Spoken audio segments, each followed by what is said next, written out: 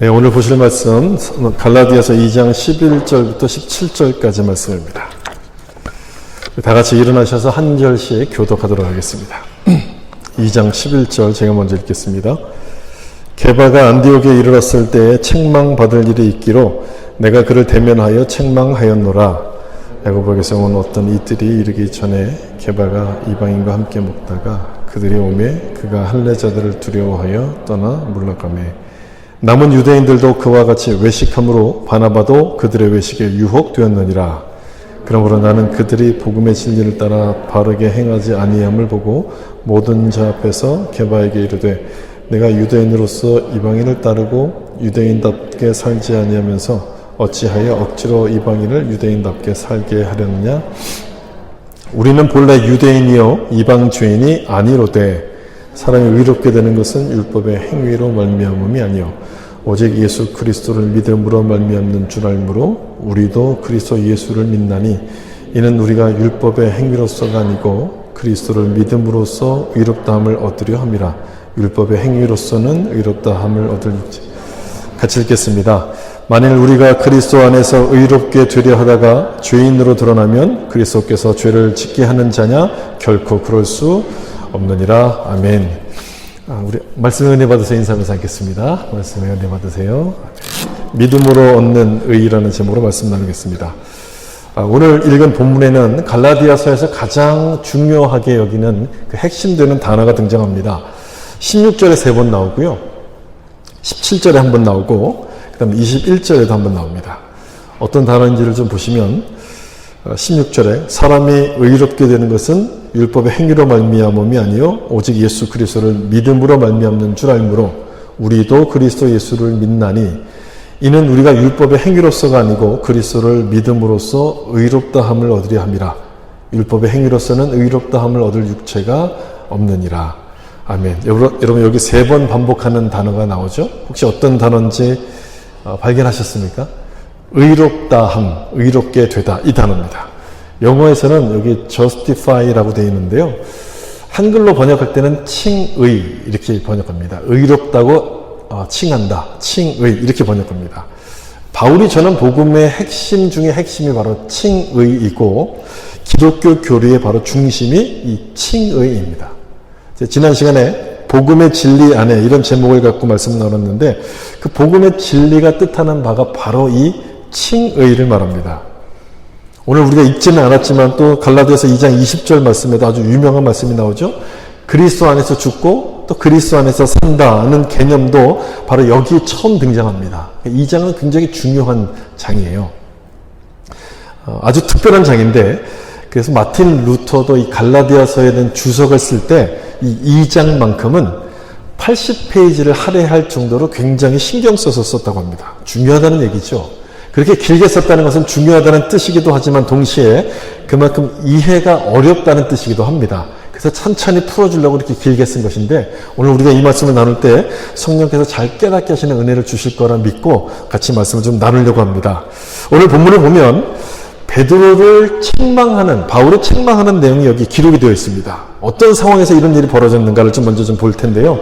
2장 11절을 좀 보시면 게바가 안디옥에 이르렀을 때, 게바는 좀 베드로를 말하죠. 안디옥에 이르렀을 때 책망받을 일이 있기로 내가 그를 대면하여 책망하였노라. 베드로의 실수를 바울이 책망했다 이렇게 기록하고 있습니다. 두 사람이 부딪혔던 일이 있었나 봐요. 그 부딪혔던 일을 공개하고 있는 거죠.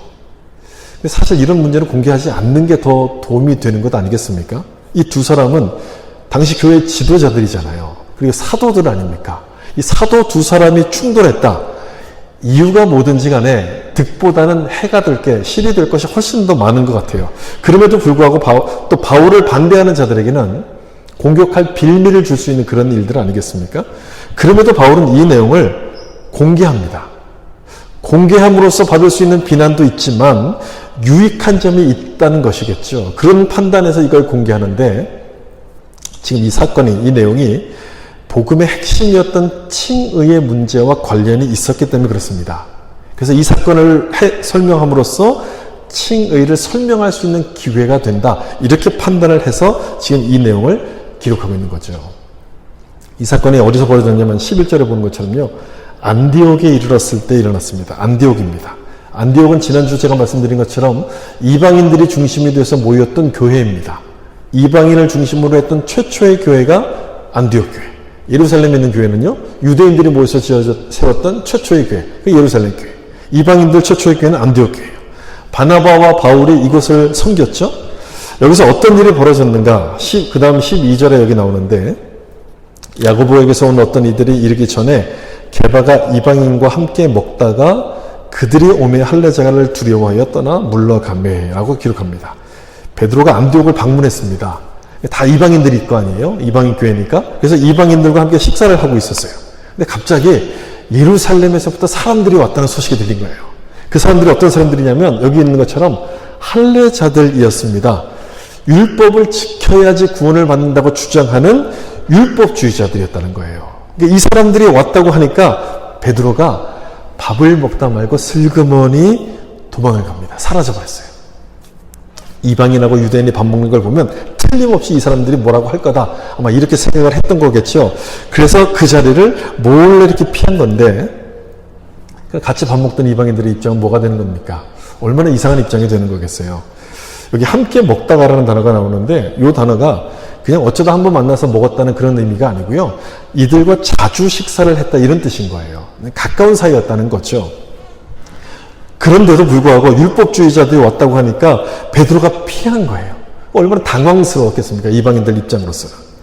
지난주에 여러분 그 말씀을 기억하십니까? 베드로가 예루살렘 공회가 모였을 때 거기서 했던 말이 무엇인지 아마 기억하실 거예요. 유대인이나 이방인이나 믿음으로 구원을 받고 이 둘은 차별이 없다는 말을 이 베드로가 하지 않았습니까? 그랬던 베드로가 지금 유대로부터 사람들이 왔다고 하니까 이걸 피한 거예요. 차별한 것과 똑같은 모습인 거예요. 얼마나 기분이 나쁘겠습니까? 기분 문제도 있지만 더 중요한 것은 뭐냐면, 더 큰 문제는 그동안 전했던 복음이 무색해질 그런 상황이 지금 벌어지고 있었던 거죠. 사실 베드로는 이방인에 대한 편견을 이미 버렸던 사람이에요. 이미 극복했던 사람입니다. 사도행전 10장에 여러분 보자기 환상 기억하실 거예요. 베드로가 기도하는 중에 하늘로부터 이제 보자기가 이렇게 내려오잖아요. 사도행전 10장 12절에 보면 그 보자기 안에 이런 짐승들이 있었습니다. 네 발 가진 짐승, 기는 것, 그 다음에 공중에 나는 것들. 율법에서 부정하다고 여기는 것들인데 이것들을 하나님께서 갑자기 먹으라 이런 말씀하시는 거예요. 먹을 수가 없죠. 율법에서 부정하다고 하는데 어떻게 이걸 먹겠습니까? 못 먹겠다라고 이렇게 버티니까 하나님께서 그 다음에 이렇게 말씀하세요. 내가 깨끗하게 한 것을 너가 속되다고 하지 말라. 이렇게 말씀하세요. 그래서 베드로가 하나님의 뜻이 뭔지를 깨닫고 이방인이었던 고넬료 집에 가서 복음을 전합니다. 그리고 그곳에 성령께서 임하는 것을 보게 돼요.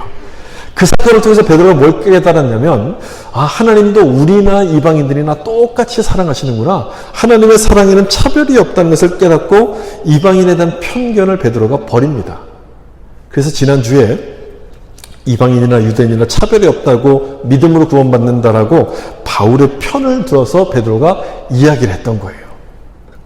그렇던 베드로인데 갑자기 율법주의자들이 왔다고 하니까 옛날 이제 그 본색이 드러나는 거죠.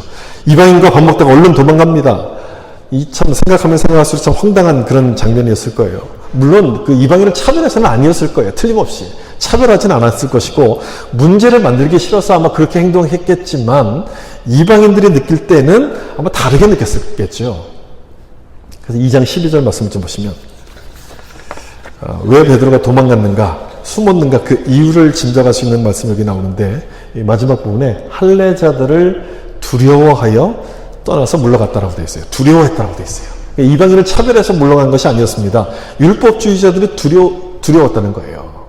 이 사람들이 괜히 별것 아닌 것을 문제를 만들어서 크게 나에게 공격을 할까봐 그게 두려워서 피했다는 건데 이방인들 입장으로서는 오해할 만한 그런 행동을 베드로가 한 거죠. 어쨌든 베드로의 행동은 잘못된 행동이었어요. 근데 재밌는 것은 이 사람들이 지금 야고보로부터 왔다 이렇게 성경에 지금 기록하잖아요. 근데 그게 아니었어요. 이 상황을 기록하고 있는 사도행전 15장을 좀 보시면 들은즉 우리 가운데서 어떤 사람들이 우리의 지시도 없이 나가서 말로 너희를 괴롭게 하고 마음을 혼란하게 한다 하기로 우리의 지시도 없이 나갔습니다. 야고보가 보낸 자들이 아니었다는 거예요.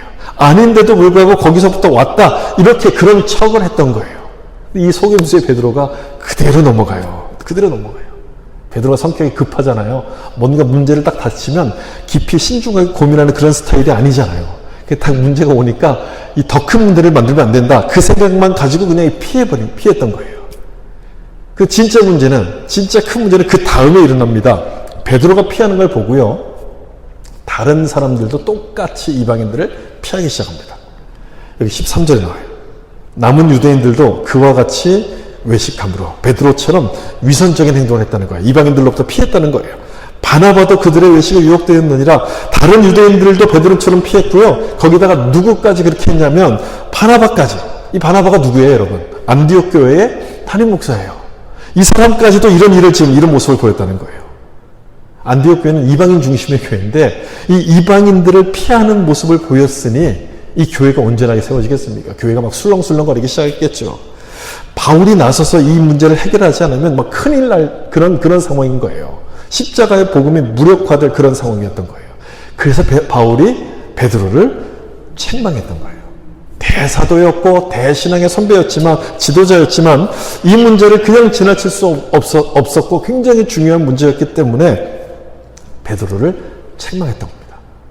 뭐라고 책망했는가 보세요. 2장 14절. 그러므로 나는 그들의 복음의 진리를 따라 바르게 행하지 아니함을 보고 모든 자 앞에서 게바에게 이르되, 모든 자 앞에서라고 이야기하죠. 지금 베드로를 책망할 때 공개적으로 지금 이제 책망을 하고 있다. 이 잘못을 공개적으로 지적하고 있다는 거죠. 베드로를 무시해서 그렇게 했겠습니까? 무시한 게 아니었습니다. 베드로의 행동이 교회 전체에게 영향을 끼쳤기 때문에 공개적으로 언급한 거예요. 그래야지 이 문제가 더 이상의 오해가 생기지 않게 되기 때문에 이걸 공개적으로 이 문제를 지금 거론하고 있는 것인데, 다시 14절을 좀 잘 보시면, 나는, 이렇게 얘기하죠. 바울이, 나는 진리를 따라 바르게 행하지 아니함을 보았다라고 이야기합니다. 내가 이걸 보았다라고 지금 얘기해요. 그러니까 바울의 문제의 원인을 정확하게 보고 있는 거예요. 이 문제가 베드로 한 사람의 개인적인 문제가 아니고 그냥 단순히 일어났던 실수가 아니라 복음의 진리를 흔드는 문제, 근본적인 문제라는 것을 깨달은 거예요, 바울이. 그래서 이 교회와 성도들의 믿음을 보호하기 위해서 공개적으로 이 문제를 지금 언급하는데, 여기서 무슨 문제를 논의하게 되냐면 칭의를 설명하게 됩니다. 잘못하면 이 베드로의 행동 때문에 율법으로 의롭다고 되는 것처럼 오해를 받을 수 있는 상황이 생긴 거예요. 그래서 그게 아니라는 것을 강조하기 위해서, 믿음으로 의롭게 된다는 것을 강조하기 위해서 칭의를 이 상황에서 설명하게 되는 거죠. 다시 한번 갈라디아서 2장 16절을 보세요. 좀 길지만 우리 같이 한번 읽어보겠습니다. 사람이 의롭게 되는 것은 율법의 행위로 말미암음이 아니요 오직 예수 그리스도를 믿음으로 말미암는 줄 알므로 우리도 그리스도 예수를 믿나니 이는 우리가 율법의 행위로서가 아니고 그리스도를 믿음으로써 의롭다함을 얻으려 함이라. 율법의 행위로서는 의롭다함을 얻을 육체가 없느니라. 아멘. 이런 상황 중에서 나온 말이 16절이에요. 여러분, 이 말이 이제 무슨 의미 조금 이제 이해가 되시죠? 믿음으로 의로워진다는 것을 계속해서 강조합니다. 여러분, 믿음을 강조한다는 것은요, 믿음을 강조한다는 것은 칭의가 사람의 노력으로 되는 것이 아니라는 얘기예요. 그게 믿음을 강조해요. 하나님의 은혜로만 된다는 것을 강조하기 위해서 믿음을 강조하는 거예요. 이게 참 간단해요. 이게 믿음은 간단한 문제인데 이거를 머리로 이해하려고 하면 굉장히 복잡한 문제가 됩니다. 머리로 이해하려고 하면 이건 굉장히 어려운 문제가 돼요. 여러분 그렇지 않습니까? 한번 생각해 보세요. 믿음으로 구원받는다는 말과 율법을 지키면 구원받는다. 어느 쪽이 더 설득력 있게 들립니까? 만약 안 믿는 사람의 입장에서 본다면 예수 믿으면 구원받습니다. 이 말과 열심히 착한 일을 하면 구원받습니다. 어느 쪽이 더 설득력이 있게 들려요? 두 번째가 훨씬 더 설득력이 있잖아요. 뭔가를 함으로써 결과를 얻어내는 게 우리가 갖고 있는 일반적인 생각이에요. 인과관계에 우리는 익숙해져 있기 때문에 이 후자, 내가 뭔가를 함으로써 구원받는다는 건 훨씬 더 논리적으로 들려요. 근데 이 말에는 아주 근본적인 오류가 있습니다. 우리는 율법을 완전하게 지킬 수 없다는 거예요. 없다는 거예요. 그게 가능했으면 율법을 지켜서 구원받으라고 하나님께서 말씀하셨겠죠. 우리가 그게 불가능하기 때문에 이 말씀을 하나님께서 하지 않아요. 16절 마지막에 나오는 부분 바로 이 내용. 율법의 행위로는 의롭다함을 얻을 육체가 있습니까? 없습니까? 없다라고 되어 있어요. 율법을 온전히 지킬 수가 없다는 거예요.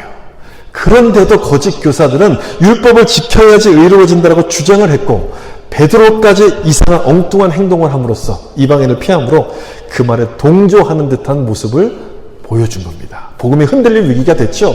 그래서 바울은 이 상황 속에서 칭의, 믿음으로 의롭게 된다는 이 사실을 지금 강조할 수밖에 없어요. 이게 복음의 핵심이고 또 이게 분명하지 않으면 안 되기 때문에 오늘 본문에서 칭의를 설명하는데 이걸 좀 정리하면 세 가지로 정리가 됩니다. 칭의가 어디로부터 우리에게 오느냐, 그리고 어떤 방법을 통해서 오느냐, 그리고 그 결과가 무엇이냐, 이 세 가지를 우리가 말씀하는데 우리가 믿고 있는 바가 무엇인지를 이 말씀을 통해서 다시 한번 좀 확인을 하셨으면 좋겠습니다. 먼저 칭의가 어디로부터 오는가를 좀 보시면 좋겠는데 여기 16절 말씀에 나오죠. 예수 그리스도를 믿음으로 말미암는 줄 알므로. 칭의가 어디서부터 오냐면 예수님을 믿을 때 우리 가운데 주어진다 이렇게 되어 있습니다. 누구를 믿을 때? 예수를 믿을 때 주어진다.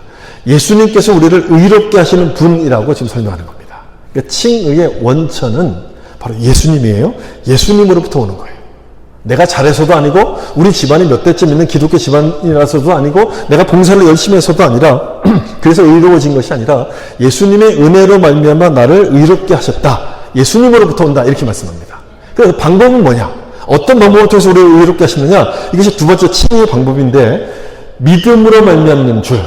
의롭게 되는 것은 행위가 아니고 믿음으로 말미암는 줄. 믿음으로 된다라고 되어 있어요. 믿음으로 의로워진다. 여러분 믿음으로라는 얘기는 조금 전에 말한 것처럼 내가 뭔가를 해서 받는 게 아니고요. 은혜로 주시는 것, 은혜로 받는 것임을 뜻하는 거예요. 내가 뭔가를 하는 것이 아니라 은혜로 받는 것. 그것이 이제 믿음으로 우리를 의롭게 하신다. 하나님이 은혜로 나에게 이 은혜를 의롭게 하시는 것을 주신다. 이런 뜻인 거죠.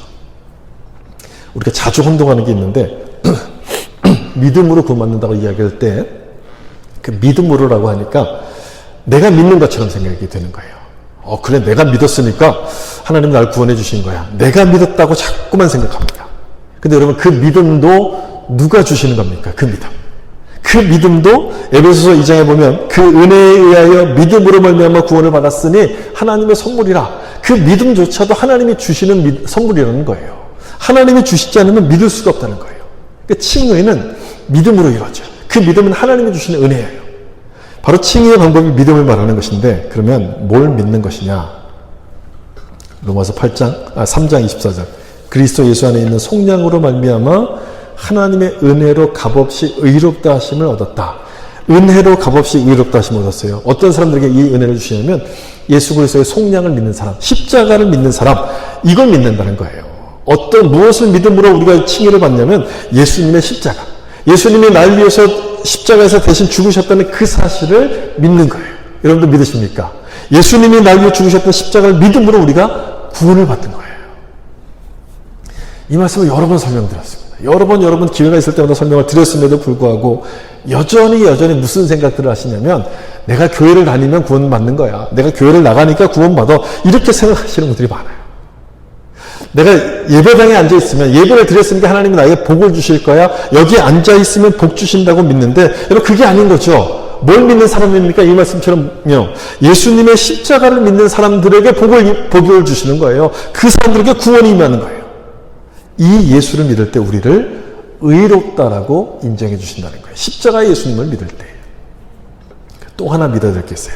십자가로 용서받았다는 사실을 믿어야 되는 것이 첫 번째고요. 두 번째는 그래서 내가 의로워졌다는 사실을 믿으셔야 돼요. 의로워졌다는 사실. 이게 여러분 굉장히 중요합니다. 내가 의로워졌다는 사실을 믿는 게 굉장히 중요해요. 왜 중요하냐면 이걸 믿지 못하면 율법주의를 따라갑니다. 여러분 가끔 신앙생활을 하다 보면 의심이 생길 때가 있잖아요. 내가 정말 구원받은 게 맞는가? 이런 의심이 생길 때가 있어요. 내가 정말 의로운 게 맞는가? 이런 의심이 생길 때가 있습니다. 왜 의심이 생깁니까? 내가 예수를 믿는데도 여전히 거짓말을 해요. 남을 속일 때가 있어요. 남을 미워하는 마음이 생겨요. 그런 걸 보면 내가 전혀 의롭지가 않은 거예요. 그래서 의심이 생겨요. 내가 구원받은 게 맞나? 내가 정말 의로운 사람인가? 이런 의심이 생겨요. 그럴 수 있습니다, 여러분. 의심이 생기는 건 당연해요. 그럴 수 있어요. 그런데 제가 지금 이제 묻고 싶은 건 이거예요. 여러분은 그런 의심이 생길 때 어떻게 해결하십니까? 그걸 묻고 싶어요. 어떻게 이 문제를 해결하세요? 어떤 분들은 열심히 막 봉사합니다. 열심히 뭔가를 해요. 뭐 성경을 읽거나 아니면 봉사를 하거나 뭔가 기도를 하거나 전도를 하거나 막 열심히 해요.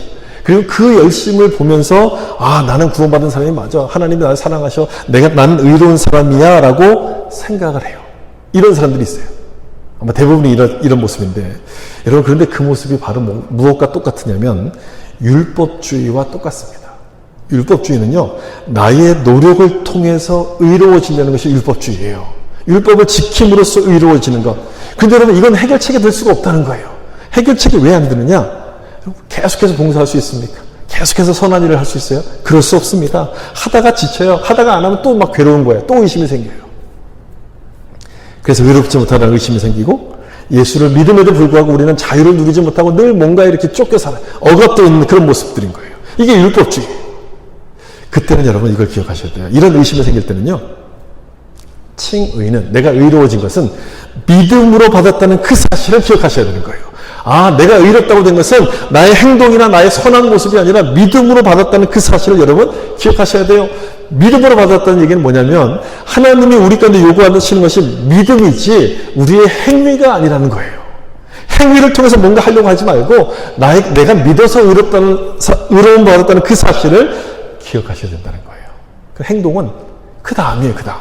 내가 의로워지고 하나님을 믿고 그 다음에서 필요한 것이 착한 일이고 선행이고 이런 일들이 필요한 거예요. 칭의라는 것은 하나님께서 믿음으로 받도록 딱 정해놓으셨습니다. 믿음으로. 따라서 내가 좀 부족해도 내가 좀 잘 못한다 할지라도 예수를 믿으면 의로워졌다는 사실을 믿으셔야 되는 거예요. 이게 하나님의 방법인 거예요. 내 모습을 여러분 보지 마시고요. 하나님 말씀을 보시고 내가 좀 부족해도 아, 이 말씀대로 내가 예수님을 믿으니까 나는 의로워진 사람이야 라고 그렇게 인정하시고 받아들이셔야 된다는 거예요. 이 칭의라는 개념을 좀 여러분 이해하시면 도움이 될 텐데요. 이 칭의란 말은요, 원래 법정에서부터 나온 용어입니다. 법정 용어예요. 재판관이 이 죄수에게 무죄를 딱 선고하면 그 사람은 누가 뭐라고 해도 죄인이 아니라 바로 이제 그 의인이 되는 겁니다. 뭐 죄가 다 용서받은 사람이 되는 거예요. 그렇지 않습니까? 재판관이 무죄라고 하면 그 사람은 죄인이 아닌 거예요. 칭의가 바로 그런 거예요. 우리의 재판관이신 하나님께서 우리가 예수를 믿을 때 그 믿음을 보시고 우리를 무죄 이렇게 선고하신 거예요. 칭의, 의롭다고 칭해 주신 거예요. 너는 무죄다 이렇게 선고하시는 것이 칭의예요. 하나님께서 무죄라고 선고하셨으면 여러분 내 기분에 찜찜하고 또 내가 뭔가 거짓말을 한다 할지라도 우리는 죄인입니까? 의인이 되는 겁니까? 우리는 의인인 거예요. 우리는 유죄가 아니라 무죄가 된다는 거예요. 하나님이 의인이라고 선고하셨으니 믿는다고 할 때는 이것까지 믿는 거예요.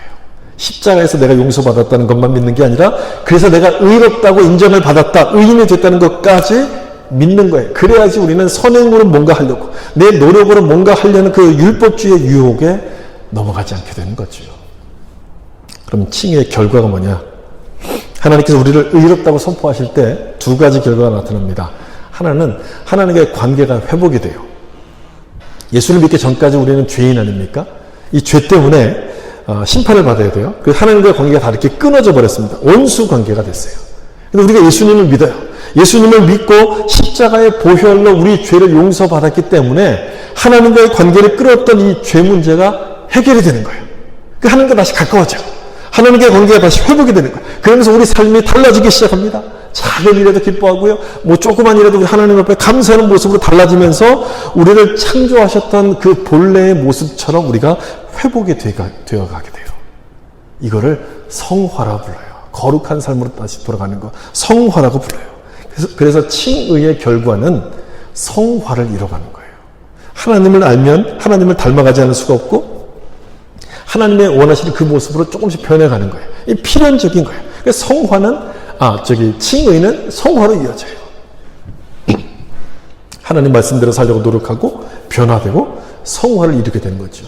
이게 바로 복음의 핵심인 칭의인데 율법주의자들이 복음을 지켜야지 구원받는다. 거룩해진다. 이렇게 가르친 거예요. 여러분 이게 뭐가 문제인지 그들의 주장에서 뭐가 문제인지 아마 이해가 되실 거예요. 어떤 부분이 잘못됐습니까? 이 율법주의자들의 주장 중에 어떤 부분이 잘못된 겁니까? 내가 율법을 지켜서 구원받는다. 내가 지킨다는 그 부분이 잘못된 거예요. 구원 하나님의 은혜로 주시는 거예요. 내가 하는 게 아니라 하나님의 은혜로 주시는 것인데 그걸 나의 노력으로 받는 것처럼 내가 뭔가 할 수 있는 것처럼 이걸 왜곡한 겁니다. 그래서 바울은 이 갈라디아서 2장 16절에서 3번이나 아까 보았던 그 말씀이죠. 다시 한번 보시면 이 말씀에서 3번이나 믿음으로 의롭게 이걸 반복하면서 설명해요. 3번이나 반복한 것은 단순히 그냥 반복한 게 아니고요. 하나씩 단계적으로 지금 설명해 가는 거예요. 가장 먼저 첫 번째 사람이 의롭게 되는 것은 이렇게 믿음으로 된다. 첫 번째 총체적인 아주 개괄적인 내용을 여기 설명해요. 그 다음에 이걸 알기 때문에 내가 예수를 믿어서 행위가 아니라 믿음으로 의롭다함을 받았다. 나도 그렇게 됐다. 자기의 경험을 이야기해요. 그 다음에 마지막 부분에 율법의 행위로는 의롭다함을 얻을 육체가 없다는 이 말씀은 시편에 나오는 142편의 말씀을 인용하는 거예요. 이 말씀을 인용하면서 구약 성경도 칭의를 인정하고 있다, 설명하고 있다, 이렇게 지금 이야기를 하는 겁니다. 여러분 지금 여기서 벌어지고 있는 이 모든 일들, 베드로의 실수로부터 시작해서 쭉쭉 이렇게 어떻게 벌어져 나가고 있는가, 이 모든 과정들을 보면 참 놀랍지 않습니까? 참 굉장히 놀랍다는 생각이 들었어요. 베드로의 실수로 말미암아 복음이 흐릿해질 뻔했어요. 복음이 막 흔들흔들 거릴 뻔했습니다. 그런데 하나님은 오히려 그거를 기회로 삼으셔가지고 칭의라는 교리를 아주 정확하게 확립할 수 있도록 만들어가세요. 우리의 실수까지 사용하시는 이 하나님의 섭리가 여러분 참 놀랍지 않습니까? 그래서 여러분이 뭘 하다가 실수할지라도 크게 낙심하지 마세요.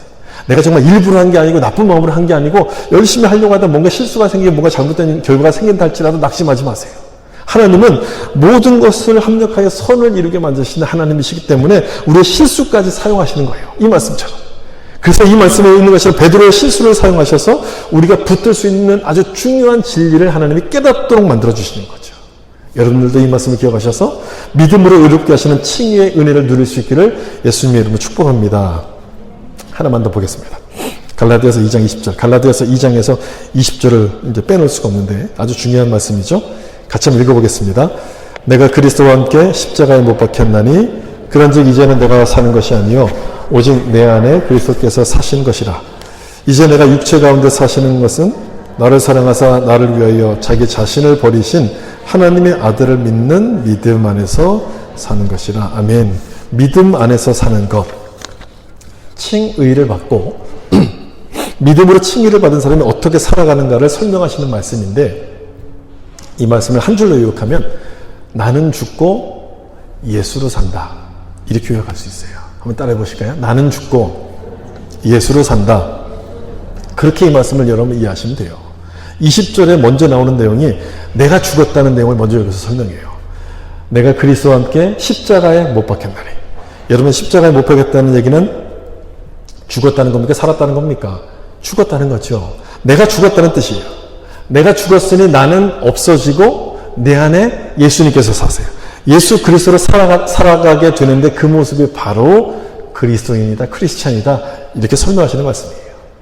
그런데 여러분 예수를 믿음에도 불구하고 계속 내 것을 주장하고 내 것만 욕심내고 내 생각만 앞세운다면 죽은 거겠습니까? 안 죽은 거겠습니까?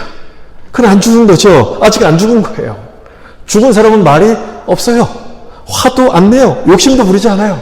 그런데 여전히 내 것을 주장한다면 내가 아직 죽지를 않은 거예요. 그럼 예수 믿는 사람은 뭐 아무 말도 못합니까? 그럼 입 다물고 살아야 됩니까? 그런 얘기 아니죠. 말을 할 수 있어요, 여러분. 내 생각을 얘기할 수 있습니다. 충분히 해도 되죠.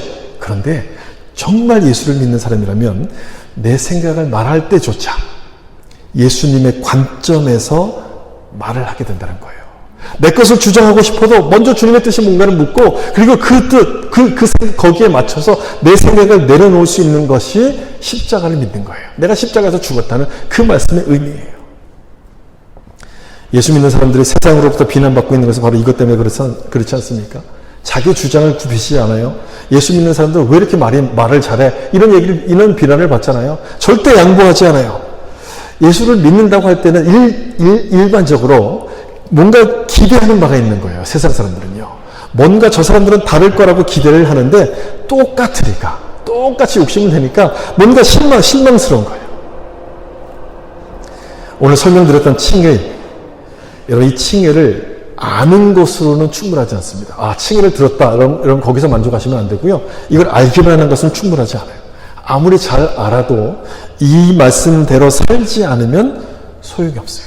칭의를 받은 사람이 어떻게 살아가야 되는가를 지금 20절 말씀을 설명하는 것이거든요. 앞부분에서 칭의를 설명하고 이 20절에서 내가 십자가에서 죽었다라고 말씀하시는 것은 바로 이런 뜻인 거예요. 칭의를 받은 사람은 십자가에서 죽은 것처럼 내가 원하는 대로가 아니라 예수님이 원하는 대로 살아야 된다. 이걸 설명하는 말씀이에요. 내가 죽은 것처럼. 가끔 이런 생각을 할 때가 있습니다. 예수를 믿으면 성격이 변할까? 성격도 변할까? 이런 생각을 할 때가 있어요. 여러분 어떻게 생각하십니까? 예수 믿으면 성격도 변할까요? 하도 그렇지 않은 사람들을 많이 보다 보니까 이런 질문을 하게 돼요. 이런 질문을 하게 되는데 답이 여기 있어요. 갈라디아서 2장 20절. 답은 내가 그리스도와 함께 십자가에 못 박혔나니 라고 되어 있죠. 십자가에서 기절한 게 아니라 죽었다면 편하겠죠. 편하는 게 당연해요. 편할 수밖에 없어요. 그런데도 변하지 않았으면 아직 안 죽은 거겠죠. 계속 거기서 살아있는 거겠죠. 죽었다면 변할 수밖에 없는 거예요. 따라서 여러분, 우리 스스로에게 질문을 좀 던져볼 필요가 있어요. 예수 믿고 나는 변했는가? 나는 지금 변해가고 있는가? 한번 스스로에게 지금 질문을 던져보셔야 돼요. 한 번에 변하지 않습니다. 한 번에 달라지지 않아도 조금씩 달라지는 모습이 있어야 되는 거예요. 인상을 쓰던 얼굴에서 웃는 얼굴로, 뭔가 다른 사람을 가십하고 비난하던 입술이 말이 칭찬하는 말로 바뀌어져 갈 때 십자가에서 죽었다라고 이야기하는 거예요. 이런 은혜가 우리 모두에게 있기를 예수님의 이름으로 축복합니다. 이제 자아가 죽으면 예수님으로 살게 되죠. 20절 하반절에 이제 내가 육체 가운데 사는 것은 여기 나오죠. 내가 사는 것이 아니요 오직 내 안에 그리스도께서 사신 것이라. 내가 죽었으니 이제 내 안에 살고 계신 예수님으로 말미암아 사는 것, 내 뜻이 아닌 주님의 뜻을 구하면서 살게 된다는 겁니다. 여러분, 그렇다고 죄를 안 짓는 걸까요? 그렇지 않습니다. 내 안에 계신 주님과 함께 산다고 해도 우리가 죄를 짓지 않는 게 아니에요. 여전히 죄의 유혹을 받아요. 그렇지만 죄 짓기를 원하지 않는다는 뜻이에요. 예전에는 아무 생각 없이 했어요. 그런데 예수를 딱 믿고 났더니 어떻게든지 좀 안 하려고 버티는 거예요. 어떻게든지 안 하고 싶은 거예요. 참 멀리 하려고 버티는 거예요. 달라진 것 아닙니까? 내 안에 누가 사시기 때문에, 예수님께서 사시기 때문에, 나를 사랑하사 자기의 몸을 버리신 그 예수님, 그 예수를 믿기 때문에 주님이 싫어하는 일을 나도 싫어하는 겁니다. 죄를 멀리하게 되어 하나님이 원하시는 그 일을 하려고 노력하게 되는데, 이 모습이 나는 죽고 예수로 살아가는 그리스도인들의 모습인 거죠. 이 얘기를 하셨던 분이 유기성 목사님인데, 갈라디아서 2장 20절에 유기성 목사님이 하셨던 이야기가 있어요. 어느 날 자기 자신이 너무 위선자처럼 느껴졌대요. 그래서 기도하면서 막 고민하고 있을 때 이 말씀을 딱 본 거예요. 갈라디아서 2장 20절. 그러면서 깨달은 게, 내가 죽어야 되는구나. 이걸 깨달았대요. 그래서 하나님께 기도를 했습니다. 하나님, 나를 죽여주세요. 근데 안 죽더래요. 하나님이 우리를 살리시는 분이 하나님은 죽이시는 분이 아니잖아요.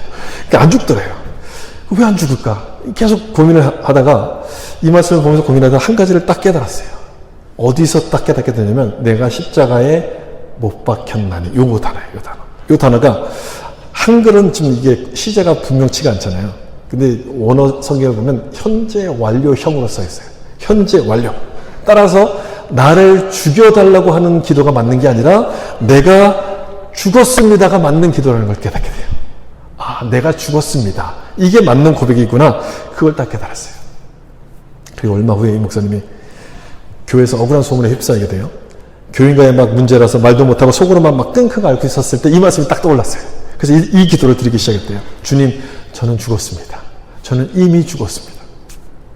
어떻게 됐을까요? 그 다음에 미웠던 그 마음이 싹 사라지더래요. 그리고 그 사람을 사랑할 마음이 생기면서 이 문제가 정말 그 눈처럼 이렇게 다 녹듯이 다 풀려갔다는 거예요.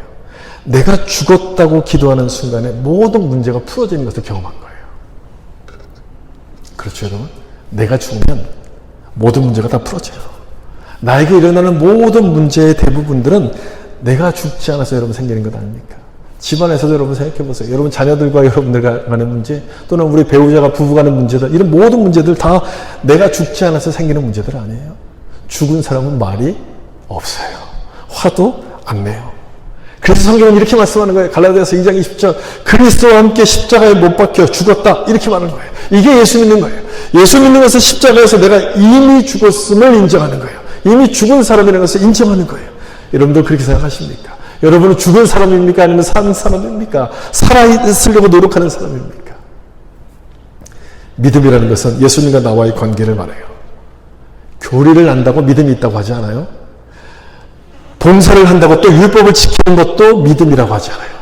예수를 믿음으로 말미암아 내가 의롭다고 인정을 받았음을 믿고 감사함으로 그 모습으로 살아가는 것을 가리켜서 믿음이라고 이렇게 부르는 거예요. 나는 죽고 예수로 살아가는 그 모습, 내 안에 살아계신 예수로 살아가는 그 모습이 칭의이며 참된 믿음인 것입니다. 사랑하는 성도 여러분, 이 말씀처럼 내가 믿음으로 칭의 받았음을 여러분 기억하시고 예수로 살아갈 수 있는 그런 자들이 되시길 예수님의 이름으로 축원합니다. 같이 기도하겠습니다.